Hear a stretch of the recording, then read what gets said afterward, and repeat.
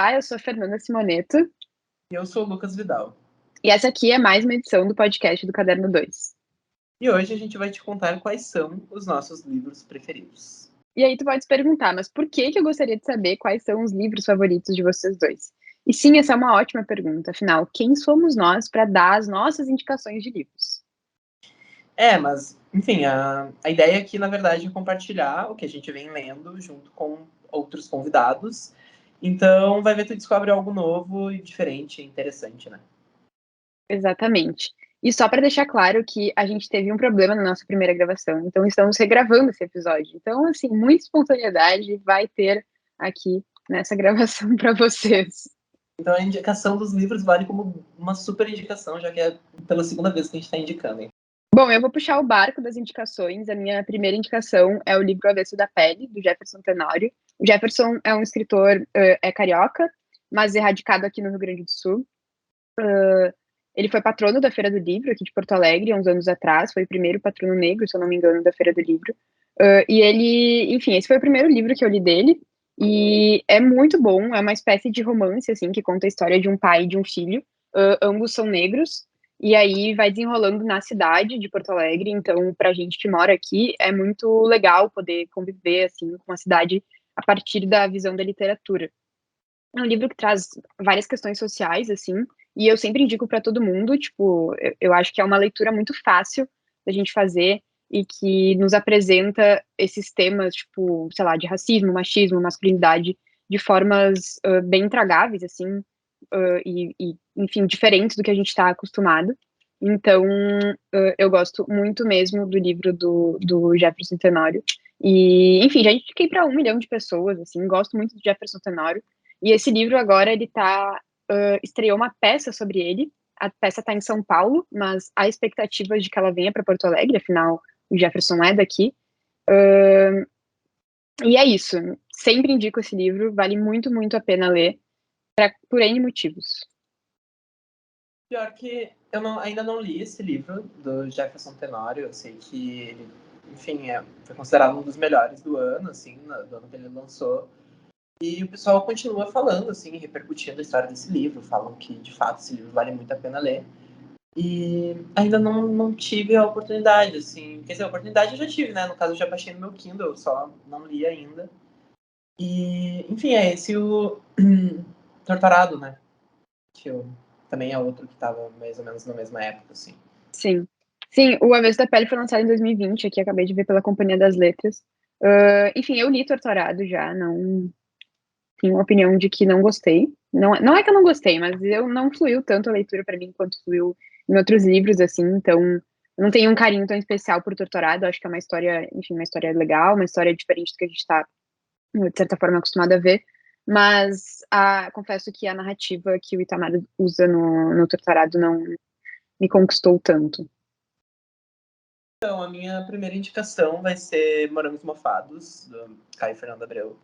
E, para quem me conhece, já sabe que essa seria, sei lá, minha indicação de livro, porque, enfim, eu sou uma gay porto-alegrense, então não poderia não deixar de falar sobre esse livro, né? Que, enfim, para quem não conhece, o Caio Fernando, ele foi um jornalista, ele foi dramaturgo e, claro, obviamente, escritor brasileiro, né? Ele nasceu em Santiago, em 1948, e ele morreu em Porto Alegre em 1996 por complicações do vírus da AIDS. E Morangos Mofados, ele é considerado a obra-prima do Caio Fernando, ele venceu o Jabuti por esse livro. E, enfim, Caio Fernando, ele aborda sobre sexualidade, ele aborda sobre juventude, e numa época em que a ditadura militar estava se encaminhando assim para o fim. Então é como se ele falasse daqueles jovens reprimidos de uma época tão sombria assim que o Caio Fernando viveu, e que inclusive ele teve que fugir da ditadura, né? E, enfim, ele conseguiu retratar, assim, ele conseguiu super retratar a sociedade, os jovens, os anseios, os medos, os desejos, as paixões que esse grupo de pessoas da época estavam pensando, assim, vivendo e tal. E o Morangos Mofados ele foi lançado em 82. Morangos Mofados é um livro de contos, ele não é um romance, que nem O Avesso da Pele, que a Fer trouxe. Ele tem 3 partes. A primeira se chama O Mofo, e são 9 histórias que falam, né, contemplam aí a ditadura militar e essa repressão à liberdade e essa questão do direito de opinião, né, esses sentimentos mais rejeitados, assim, e reprimidos de cada indivíduo. Já na segunda parte, que se chama Morangos, o Caio Fernando ele mostra que ainda é possível viver assim com esses traumas que essa geração viveu e tal. E é como se fosse a parte mais, ao mesmo tempo que tipo é uma fruta tipo cítrica, assim, sabe? Tem uma parte mais azeda assim da vida, apesar de ser uma fruta de fato gostosa, né? Eu adoro morangos, né? Enfim, essa segunda parte ela tem 8 contos e a última parte, que é Morangos Mofados, que tem um único conto, né, que leva aí o título do livro. O conto final, e eu acho que ele encerra o livro com uma maestria que só ele sabe fazer, né? Uma história linda, e todo livro vale muito a pena ler. Eu indico para todas as pessoas. Não posso deixar de indicar o Caio Fernando, para quem não conhece. Sim, e eu muito nada a ver, muito alheia à vida. Na primeira vez que a gente gravou, eu não sabia que o Caio Fernando escrevia sobre coisas super atuais, assim, né? Eu tinha a impressão de que ele escrevia, tipo, o Érico Veríssimo, assim, coisas muito distantes, apesar do Érico Veríssimo também escrever coisas, ter escrito coisas mais do seu tempo, assim. E fiquei mega curiosa para ler Caio Fernando de Abreu. A gente tem um texto no Caderno 2 de quando a casa dele foi demolida, né? Que foi uma coisa bem Sim, foi trash. Porto bem Alegre. triste, assim, porque é isso, né? Destruir uma casa histórica onde podia ter uma referência a um grandiosíssimo ator aqui da cidade para, sei lá, construir um prédio, um shopping, qualquer coisa de vidro. Exatamente, assim. E é isso, ele escreve. Por mais que ele tenha escrito e publicado, né, no caso, esse livro em 82, os temas que ele traz poderiam facilmente ser sobre os tempos de hoje, assim. Sim. É porque ele aborda bastante também sexualidade, juventude, essa questão mais da contracultura, assim, que acredito que todo jovem passa por essa fase, assim, né? E, enfim, eu acho que é importantíssimo saber da história da literatura brasileira. Sim, perfeito. Bom, a gente com isso vai para a nossa primeira indicação externa. A gente convidou algumas pessoas para darem também as suas dicas de livros. E a nossa primeira convidada é a atual produtora do Caderno 2, a Júlia Moreira. Então, pode rodar o áudio da Júlia. Olá, meu nome é Júlia Moreira, eu sou produtora do Caderno 2 e meu livro favorito é Mar Morto, do Jorge Amado. Foi um dos meus primeiros contatos com a literatura nacional e eu realmente mergulhei nesse livro, não ironicamente. Foi incrível ter contato com a literatura brasileira de uma forma tão mitológica assim, porque o livro ele trata sobre a história dos marinheiros no cais de Salvador. Também tem uma história romântica ali no meio, mas no geral é um livro muito bom. Ele explora toda a mitologia acerca de Iemanjá e acerca do destino desses marinheiros, que meio que já é traçado na maternidade, porque eles sabem que é extremamente provável que eventualmente eles morram fazendo o que eles fazem, né? Então, uma das frases mais repetidas nesse livro é como é doce morrer no mar, justamente porque eles vão ser abraçados por Iemanjá. Então, tem todo um culto por trás desse livro, é uma história também de religiosidade, da mitologia brasileira, acerca de tudo isso e acerca do mar e dos marinheiros e dessa cultura tão forte aqui. Então, é o meu livro favorito e ele é muito, muito bom, recomendo para todo mundo. Bom, então a Júlia trouxe a indicação de Mar Morto, do Jorge Amado. Jorge Amado, que é com certeza um dos maiores escritores da língua portuguesa do Brasil. Baiano, romancista, né? e autor de grandiosíssimos clássicos, como Gabriela Cravo e Canela, Capitães de Areia e o próprio Mar Morto. E aí, como a Júlia falou, é um livro que traz um pouco desse misticismo brasileiro, assim, e, enfim, o Jorge é responsável por grandes construções de cultura, né? A gente estava falando sobre isso, que é a construção do que a gente tem na nossa cabeça quando pensa em Brasil, das imagens que vem na nossa cabeça quando a gente pensa em Brasil. E acho que Gabriela, para mim, é o maior símbolo disso, Gabriela Cravo Canela, exatamente por ter sido retratada quando a gente era mais velho, mais velho, assim, na televisão. Então, em duas etapas, foi retratado nos anos 80 e 90, e depois, acho que em 2010, por ali, nos anos 2010, com a Juliana Paz apresentando. E eu sempre lembro da cena da Gabriela no telhado, né? Que é aquela Sim, famosa cena bizarra. e eu acho que não só nós, assim, no Brasil, mas acho que as pessoas, os gringos, assim, as pessoas de fora, eles têm muito essa visão do Brasil, assim, desse imaginário da mulher brasileira numa vibe mais Gabriela mesmo, né? E é inegável o impacto do Jorge Amado para a cultura brasileira, assim, para toda a sociedade e, enfim, para esse próprio imaginário meio que coletivo que as pessoas têm sobre o nosso país. Sim. E é um imaginário que a gente passa a questionar também, acho que não nós, enquanto eu e o Lucas, assim, mas enquanto Brasil, de exatamente até sobre essas questões das mulheres, né, tipo, enfim, para tirar essa hipersexualização, assim, mas que, enfim, fez parte da cultura do Brasil. Acho que é importante dizer que o Jorge Amado fez parte do modernismo brasileiro, assim como outros autores que a gente vai falar hoje. E, enfim, o modernismo brasileiro sendo essa grande representação da literatura, trazendo muito autor novo. Na primeira gravação eu falei que o Jorge Amado foi o grande inventor da monogamia na literatura brasileira, né?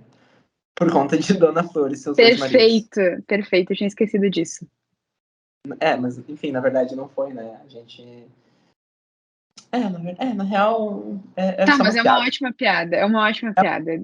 Eu respondi Piada. pra ele na primeira gravação que o grande inventor e a grande inventora da monogamia foi um dos primeiros seres humanos que habitaram a Terra. Mas enfim, a gente pode botar Jorge Amado como representante da literatura, sim, pelo humor. Exatamente. E uma coisa interessante também é que as obras dele foram adaptadas muitas vezes para televisão e para o cinema, né? A gente tem aí, enfim, Gabriela Cravo Canela, Capitães da Areia, Tia do Agreste, né? Inclusive tem uma trilha sonora sensacional e que a música fica até hoje na nossa cabeça. Né? Total. Sim, indo para outras questões da cultura, né? Enfim, grande autor. Indicação muito boa. Ultrapassar essas barreiras da apenas literatura e respingar assim em todas as outras áreas da cultura, né? Seja ela cinema, música, enfim, televisão, né? Novelas. E a minha segunda indicação, ela tem muito a ver com a minha primeira indicação, né? Olha aí, quem diria. Que é o livro Numa Hora Sim Escura, da Paula Dipp. Esse livro, para quem nunca ouviu falar, assim como eu também não fazia ideia que existia um livro desses, e ainda bem que existe, porque ele é fenomenal. É um livro de cartas escritas pelo Caio Fernando Abreu e Ailda Ilch, que é aí também uma enorme escritora brasileira, importantíssima para sua época, e, enfim, para os dias atuais também, né? Não vamos deixar a gata fechada só na época dela. E, para quem não sabe, eles foram grandes amigos, e logo mais cedo, né, antes eu falei que o Caio Fernando ele teve que fugir da ditadura, e ele fugiu da ditadura para a Casa do Sol, que é a casa, a chácara, assim, da Hilda Ilch, e onde ela morava, né. E, enfim, a Paula Dipp, ela era uma amigona do Caio Fernando, e ela recebeu, tipo, as cartas do Caio Fernando e da Hilda Ilch foram parar nas mãos dela, assim, por uma outra pessoa que estava tipo, vendendo, se desfazendo das cartas. Que, se eu não me engano, tipo, o Caio Fernando, ele tinha ali um pupilo, que era, tipo, aprendiz dele. E ele ficou com as cartas do Caio Fernando, com a Hilda Ilch. E aí esse cara repassou as cartas do cara que estava vendendo, que vendeu para Paula Dipp. E aí, enfim, são cartas entre os anos 1971 e 1990, e é muito legal conhecer esse outro lado do Caio Fernando, que apesar de tipo, ser o lado não ficcional dele, tem muito a ver com esse, tipo, muito a ver com o estilo de escrita que ele tinha, sabe? Enquanto escritor de contos e de ficção.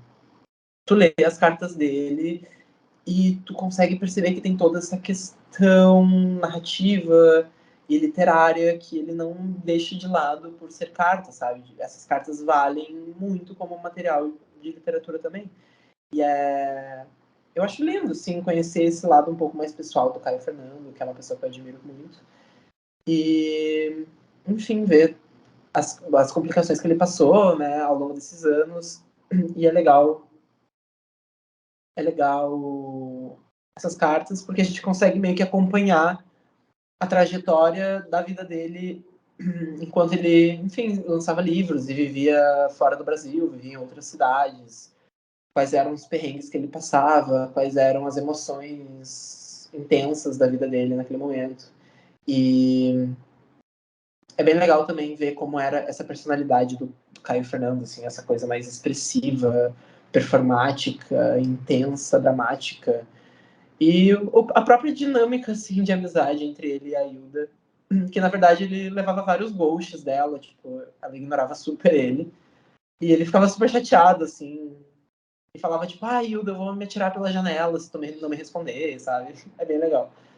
E, enfim, adoro Eu esse livro. acho, eu E acho a aí, ideia de ter acesso às cartas de, tipo, duas grandes pessoas, assim, e o Caio sendo, sei lá, uma pessoa muito importante pra ti. Maravilhosa, assim, porque a gente fica com a ideia de estar meio no bastidor do rolê, né? Tipo, sei lá, tem acesso a coisas que não foram necessariamente editadas. Com certeza a Paula Dipp editou, de certa forma, mas o conteúdo em si permanece muito parecido, assim. Então, sei lá, tem vários escritores que eu penso assim, nossa, eu queria muito saber o que eles falam no off. Várias pessoas, eles não falando só mal da escritores. Clarice Lispector. É genial. Meu Deus, O Caio Fernando fala mal da Clarice Lispector em uma dessas cartas, assim. sério? Ele fala, tipo, me cansa um pouco a escrita dela, esse jeito meio morto que ela tem de narrar as coisas. Eu fiquei, tipo, ela não tá aqui pra ler isso, né, querido? Muito bom. Nossa, muito bom, maravilhoso. É. Bom, a minha segunda indicação é A Amiga Genial, da Helena Ferrante. A Amiga Genial é o primeiro livro da tetralogia napolitana, o primeiro romance. E a Helena Ferrante é uma autora italiana que usa esse pseudônimo, na verdade. Ninguém sabe exatamente quem é a Helena Ferrante. Teve um jornalista italiano, o Claudio Gatti, que fez uma matéria investigativa sobre quem é a Helena Ferrante. E aí ele chegou à conclusão de que todas as pistas levam a crer que a Helena Ferrante é a tradutora Anita Raja. Ele interceptou alguns extratos bancários e contas dela, e aí chegou nisso. Gente, isso é legal? Tipo, isso não é Não sei, não sei. Tipo assim, ó, pelo que eu li aqui, o rolê é que ele pegou extratos bancários da editora e conseguiu ver para quem se fazia as transferências, algo nesse sentido. E aí tudo leva a crer que é a Anitta Raja, né? A gente não pode cravar porque ela nunca veio a público, enfim, dizer isso ou não. E o bancário? Que absurdo. Meu Deus, ele tá cometendo um crime? É, Ele infringiu leis agora. pois é. Esse texto foi publicado em 2016, então faz bastante tempo já, no jornal italiano Il Sole 24 Ore, italiano bravíssimo! Sabe agora a trilha sonora do Poderoso Chefão? Sim. Sabe mesmo. Mas independente de quem é Helena Ferrante, eu li esse livro em 2021, se eu não me engano, eu comecei a ler a tetralogia napolitana, e eu participei de um grupo de leitura. E eu, honestamente, acho que se eu estivesse lendo por conta esse livro, eu não terminaria o primeiro. Porque o primeiro livro é muito difícil de ler, assim. Não é difícil, mas ele é chato, na real. E eu tenho uma questão com livros com muito nome, tipo, que trazem muitos personagens ao mesmo tempo, porque eu me confundo, e aí eu me perco e eu perco a vontade de ler.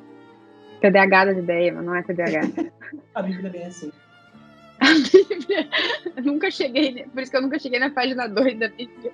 Nunca cheguei no segundo capítulo da Bíblia. Exato. Mas o Amiga Genial conta a história de duas amigas, basicamente, acompanha, a tetralogia napolitana acompanha elas até a vida, assim, a morte, praticamente, é bem extenso. E aí cada livro vai meio que passando por uma faixa etária, assim, e um problema. E acho que é um livro bem bonito, assim, ele, enfim, trata essa relação das duas, que é muito conflituosa, é uma relação de ciúmes, de meio posse, mas também é uma relação de assim, sei lá, compartilhar muitas experiências, muitas vivências, assim. E fala de um universo bem diferente, porque eles passam em Nápoles, na Itália.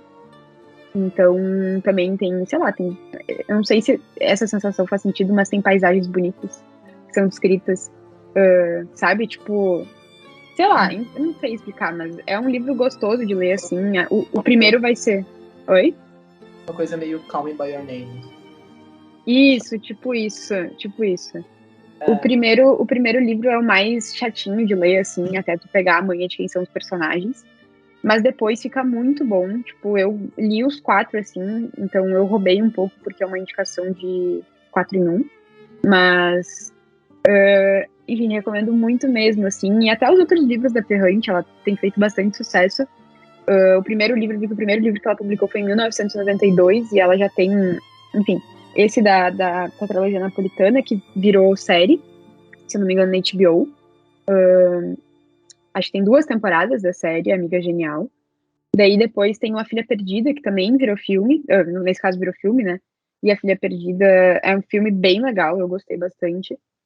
Eu gosto da linguagem da Ferrante, porque eu acho uma coisa meio melancólica, feliz demais, assim, não sei explicar. Tipo, é uma dubiedade não é uma dubiedade, uma dualidade de sentimentos muito grande, assim, e sei lá, ela traz questões que às vezes a gente tem vergonha de assumir, assim, a gente tava falando sobre isso, né? Tipo, ela traz, assim, tipo, sei lá, eu sinto inveja demais dessa pessoa aqui.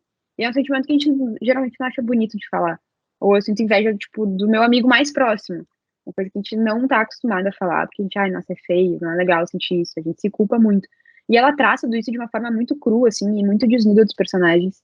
Então, acho que é legal, assim, é um exercício legal de ler autores que falam dessa forma, assim, não, sem muitas barreiras e botam muitas questões. E pode ser até por conta disso, assim, que o livro fez tanto sucesso, sabe? Tipo, não sei se tem algum, talvez, sei lá,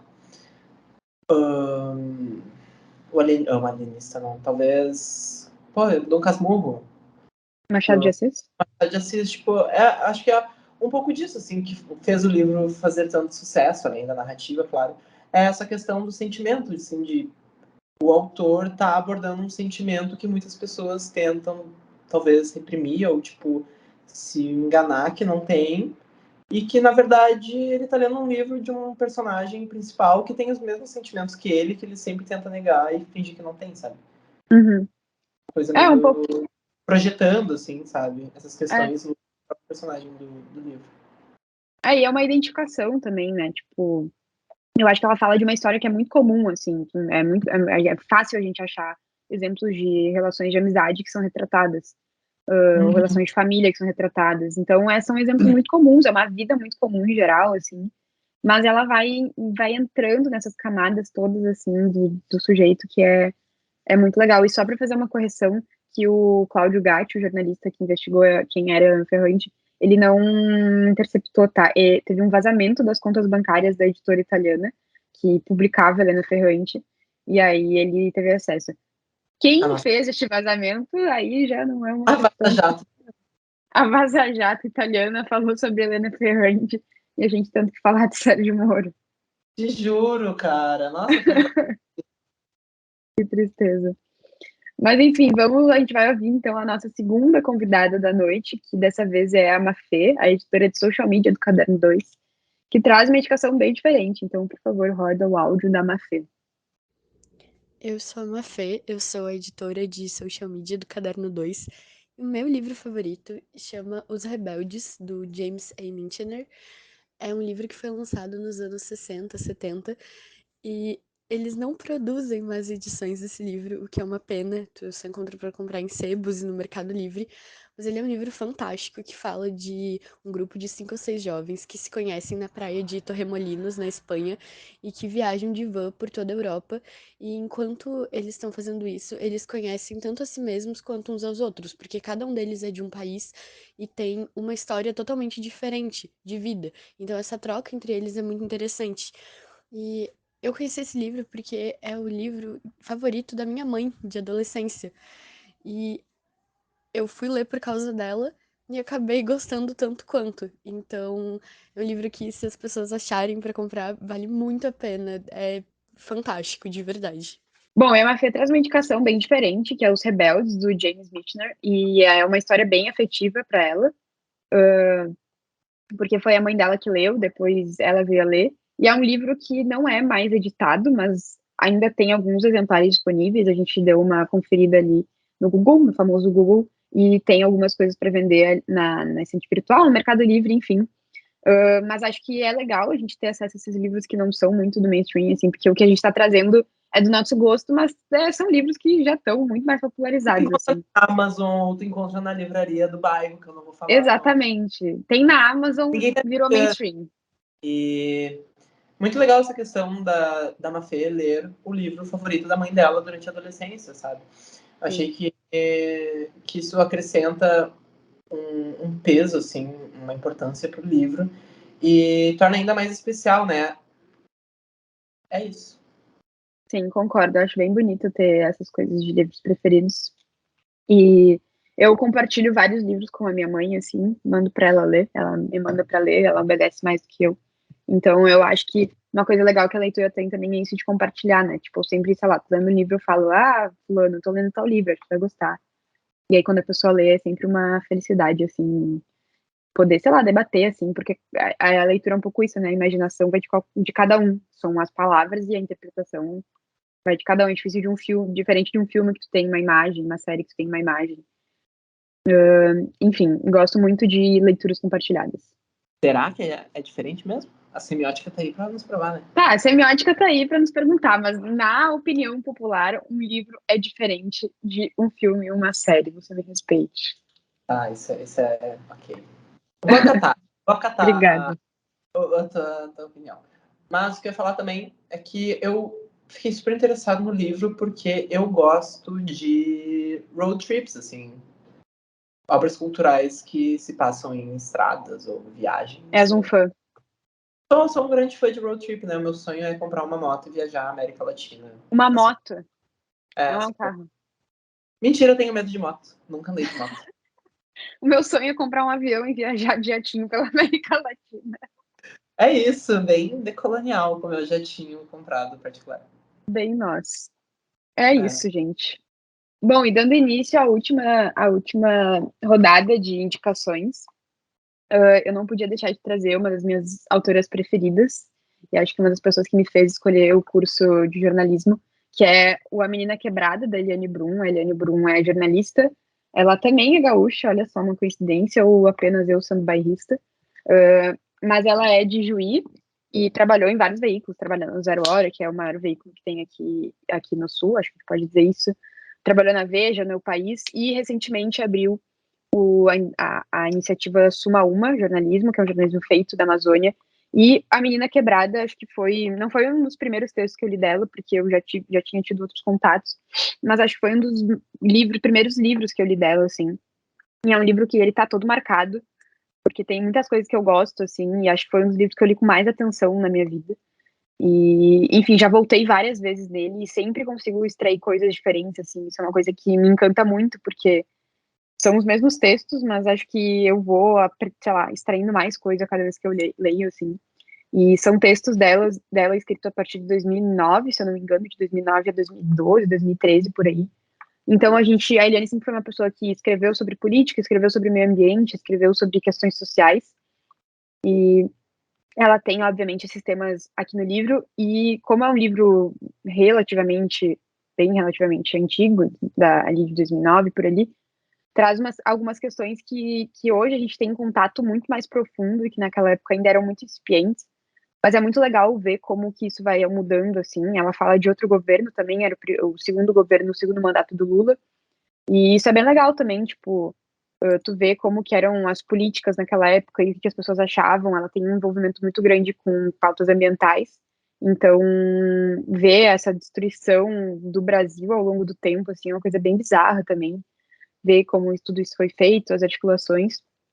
E o texto da Eliane, acho que o Lucas, talvez, não sei se vai concordar comigo, mas para mim é um dos melhores textos jornalísticos que existem, assim, de reportagem. E, enfim, sou muito fã dela. Esse livro é muito bom e é por coluna, então é fácil de lendo, assim, são colunas publicadas em jornais diferentes.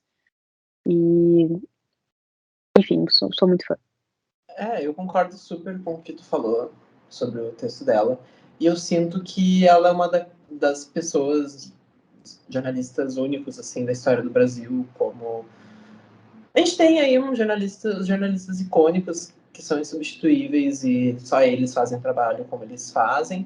E eu acredito que a Eliane Brum também é essa jornalista que todo mundo admira, que todo mundo reconhece, que é uma das pessoas mais incríveis da nossa profissão, sim. E é isso, pra mim ela é insubstituível, tem uma escrita muito poética e consegue trazer todas as questões necessárias do jornalismo no texto dela e, enfim. Sim, e eu gosto muito da escrita dela, porque pra mim mistura a poesia igualmente com nível de informação, assim. Então, isso me pega muito, assim, enfim, eu contei pro Lucas outra vez que quando eu era menor, tipo, eu lia os primeiros textos dela ainda quando eu tava, sei lá, o primeiro contato que eu tive foi no colégio, e aí eu, tipo, nossa, eu quero escrever que nem essa mulher aqui, daí, enfim, eu tentava escrever como ela. Mas é isso, já é um estilo pra mim, a Eliane Brum já é uma forma de escrita, assim, e indico muito esse livro e todos os outros dela, assim, tem outros livros dela que são muito bons também, enfim, a gente tá sempre voltando pra isso na faculdade também. Não tem como não falar de Eliane Brum, né, no jornalismo, enfim. Exato. E a minha última indicação, né, neste último bloco de podcast, é o livro dos Abraços, do Eduardo Galeano, que também foi um jornalista, no caso, foi um jornalista, ele faleceu. Rest in Power. Tudo. Rest in Power. Power. Nerds. Enfim, Rest in Power do Galeano. Ele faleceu em 2015 e ele nasceu em 1940. Nasceu e morreu no Uruguai, né, em Montevidéu. E ele é o autor de As Veias Américas. E ele é o autor de As Veias Abertas da América Latina, que também é acho que esse é o livro mais conhecido dele, talvez depois do Livro dos Abraços, e enfim.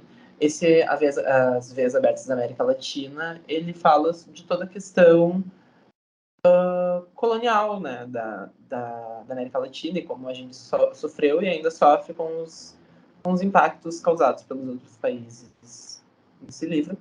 Mas, enfim, tangenciei um pouco. O livro que eu trouxe minha indicação, sorry guys, é O Livro dos Abraços, que ele não é nem conto, nem poesia, nem romance, ele é uma coisa meio indefinida, assim. Ele é extratos do Eduardo Galeano. Ele é uma coisa mais indefinida mesmo, talvez um ensaio.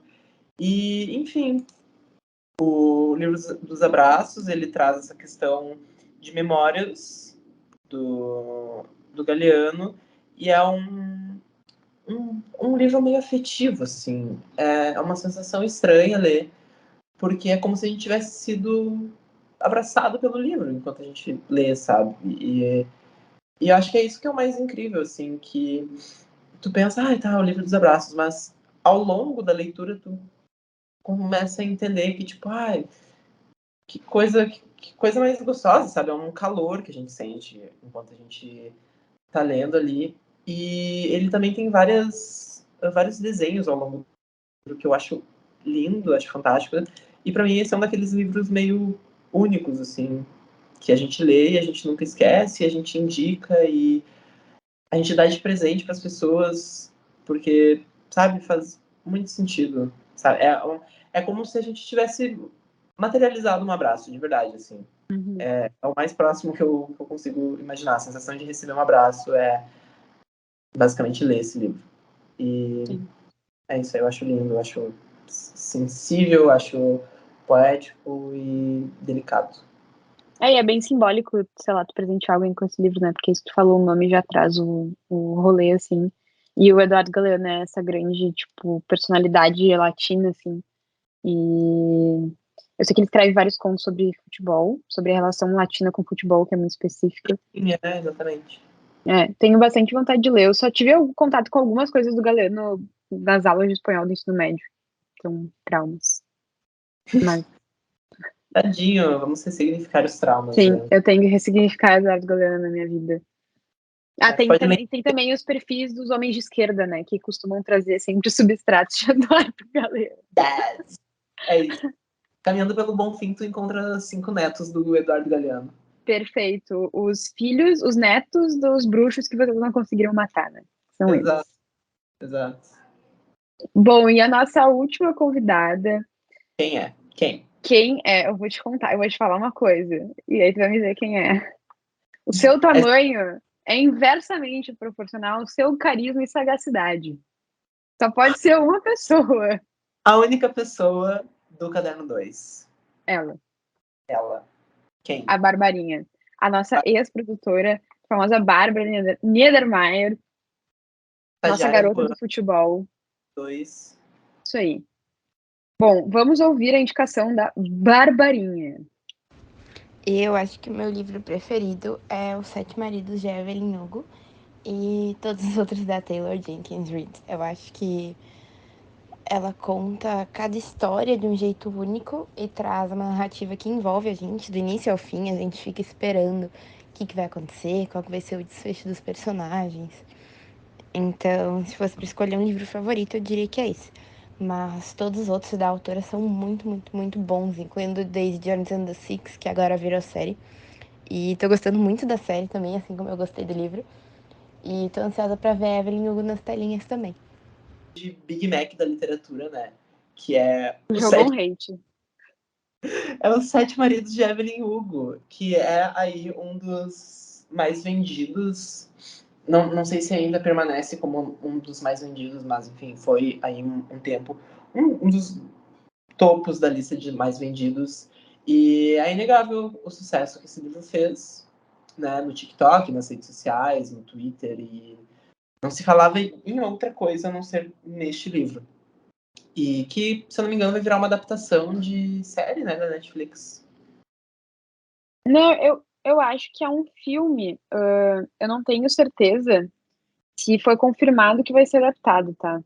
Mas eu acho que sim. E a autora do livro, que é a Taylor Jenkins Reid, enfim, ela tem vários outros livros também, bem estourados, assim. Eu li Os Sete Maridos de Evelyn Hugo, acho que é um bom livro para sair de uma ressaca literária, assim. É um livro divertido, fácil de ler, traz uma história curiosa, assim, que fala sobre a Evelyn Hugo, que é essa atriz de Hollywood, e que tem sete maridos ao longo da vida, mas o grande amor da vida dela é uma mulher, que é uma outra atriz, que é a Célia. E aí ela conta, enfim, ela vai retornando à vida, e o livro vai mesclando o passado dela com o presente. Então, o que acontece? Ela tem uma vida mega triste, assim, e aí ela convida uma jornalista, convida não, ela impõe a uma jornalista que conte a história dela, assim, numa coisa. Ela obriga uma jornalista, e se eu não me engano, depois ela deixa um dinheirão pra essa mulher, eu não lembro exatamente, ou essa mulher fica muito famosa por causa do livro. Então é uma história divertida, assim, triste, emocionante. Eu acho que é um livro legal, assim, quando tu precisa de algo fácil, rápido de ler, assim, e gostosinho. Então, eu gosto. Um Big Mac? É um Big Mac? Não, na real, vai dizer, tipo, tu chega em casa depois do rolê e tu pensa, meu, eu preciso comer um Big Mac. E daí tu come e é aquele lanche que cura tua ressaca. Ele é É tipo rápido isso. e Tá. ele ressaca. É, É a definição do livro. é. Eu vou ser obrigada a concordar. Obrigado. Cara, aqui, ó, eu sou cirúrgico nos comentários em literatura. Tu entrega pontualidade. Eu entrego análises, né? Eu entrego análises. Não tem Análises profundíssimas, isso parece um Big Mac. Análises profundas. Gente, eu estudei teoria crítica em Sim. Paris. Colega de, não vamos falar o nome de quem. Censurado. E perfeito. Censurado. Mas a gente A gente sabe.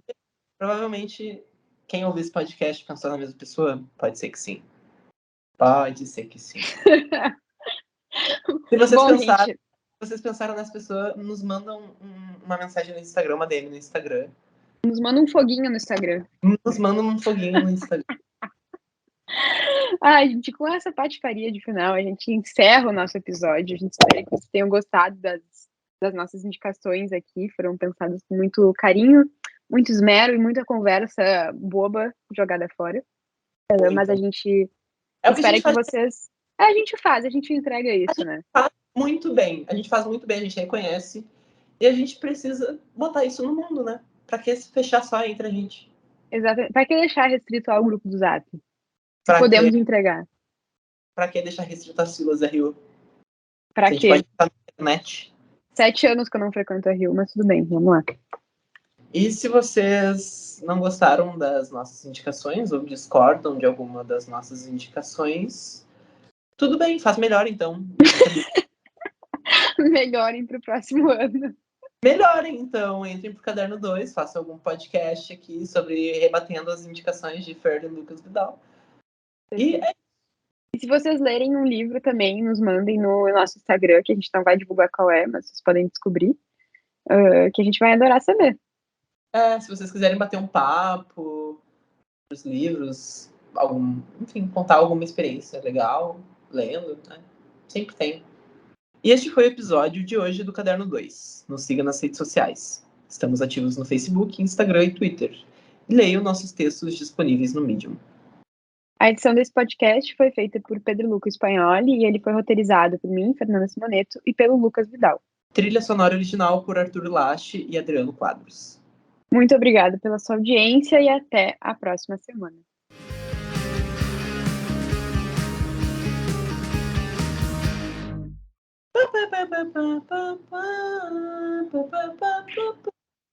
Não sei a trilha sonora.